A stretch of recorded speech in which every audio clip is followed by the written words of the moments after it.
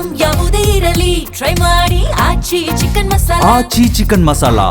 ದೇವಾಲಯದ ಜೀರ್ಣೋದ್ಧಾರ ಕಾರ್ಯ ಪೂರ್ಣಗೊಂಡ ಹಿನ್ನೆಲೆಯಲ್ಲಿ ಮಧ್ಯರಂಗ ದೇವಾಲಯಕ್ಕೆ ಡಿಸಿಎಂ ಡಿಕೆ ಶಿವಕುಮಾರ್ ಆಗಮಿಸಿದ್ದಾರೆ. ಪತ್ನಿ ಸಮೇತರಾಗಿ ಆಗಮಿಸಿದ್ರು ರಾಜ್ಯದ ಉಪಮುಖ್ಯಮಂತ್ರಿಗಳು. ಹೌದು,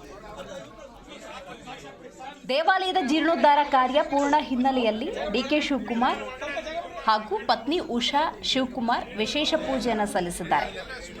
ಈ ಸಂದರ್ಭದಲ್ಲಿ ಮಂಗಳಾರತಿಯನ್ನು ಸ್ವೀಕಾರ ಮಾಡಿದ್ದಾರೆ ದಂಪತಿ.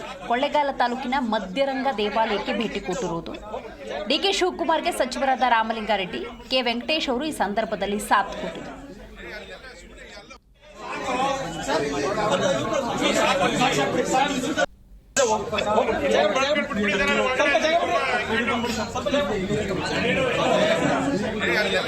ಎಲ್ಲ